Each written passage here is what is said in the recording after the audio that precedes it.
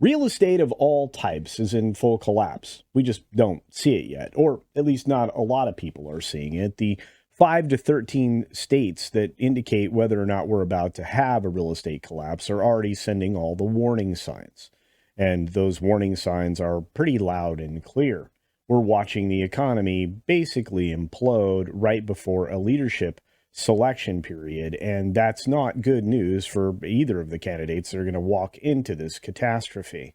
It was predictable and had been being predicted for quite some time. But the question is, who's going to solve it and how? Well, I can not answer either of those questions right now, but I can say this. It's getting really bad on the commercial side at the moment. In fact, it's a downright bloodbath. Midtown Manhattan office building that previously sold for $332 million just sold today for $8.5 million. That's a little bit of a decline, I would say. The recent sale of a Midtown Manhattan office building has set off alarm bells in the real estate world. No kidding. The 23-story tower at 135 West 50th Street was sold in 2006 for $332 million. It just sold for a shocking $8.5 million in an online auction, according to the New York Times.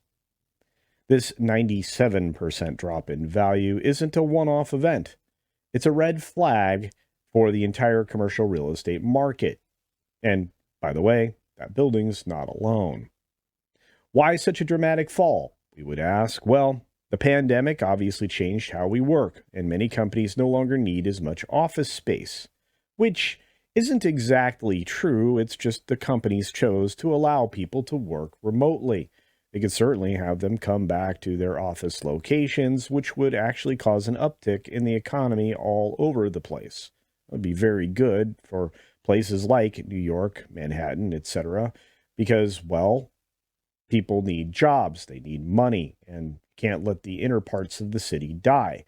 The practices of abandoning these buildings, well, that's a real problem. These giant pillars used to represent stacks of money, no more. And some of the real estate that is reserved for residential space in these areas, even near the famed Central Park, are sadly collapsing in value as well. David Sterner, a developer familiar with the property, put it bluntly. What's shocking is how fast the valuations dropped now that we've seemingly reached bottom or close to it. The building's struggles are clear. It's only 35% full, making it one of the emptiest large buildings in Manhattan. This low occupancy is becoming more common, and it's bad news for property owners and the banks who lent them the money. Bob Knackel, a top commercial broker, summed up the industry's surprise. Nobody's ever anticipated that what has happened in the office market was going to happen.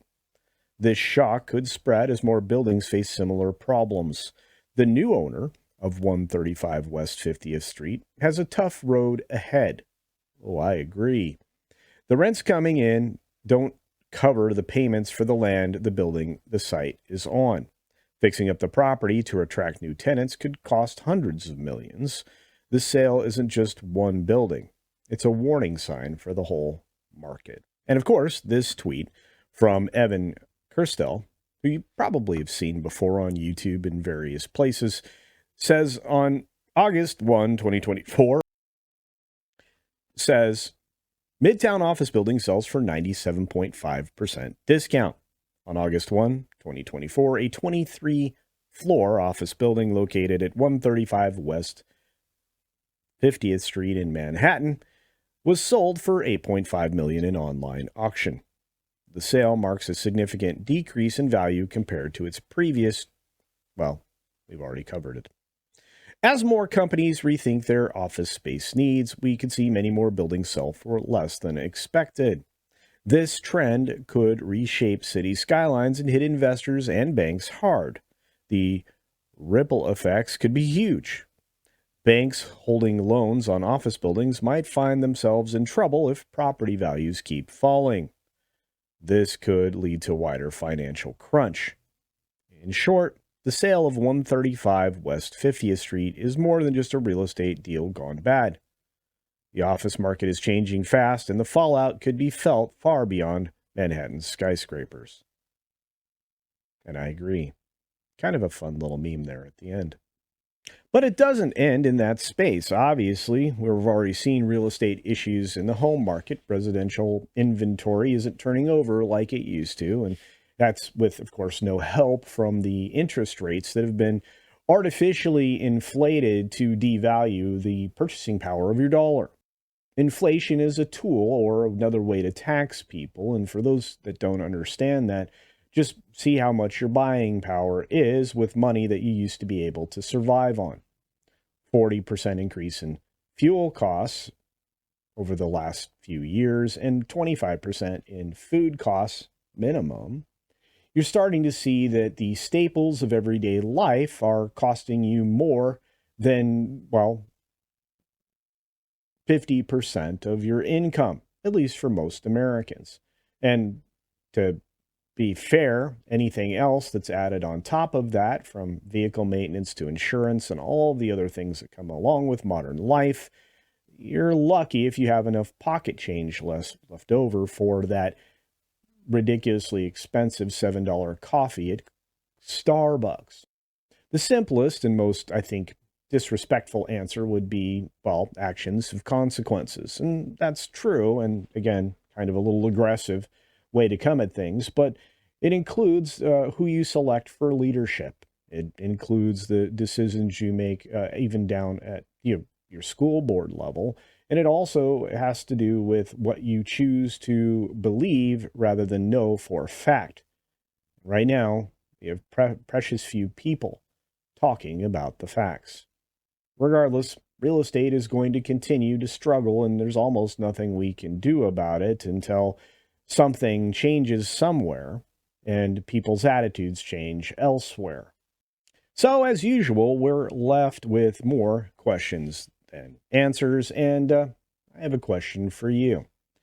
Have you looked around and thought, hey, I'd like to move out of this neighborhood to a new location, and then realized that all of a sudden your home value has started to slide, and your interest rate that you would have to pay to acquire said new property is far too high for you to afford, and said new property doesn't seem to be actually worth what people are asking for it comparatively to what you're trying to sell. And if you're not in home ownership at this point and you look around at the rentals, are you seeing something similar? You probably are. Let me know down in the comments section below what your local market looks like and what you think we can do to solve the problem. Because real estate, while a giant portion of our economy, is just, one element that's being pushed downward right now. On that note, be sure to take care of yourself, take care of others, wash your hands because it's good hygiene, and until next time, see ya.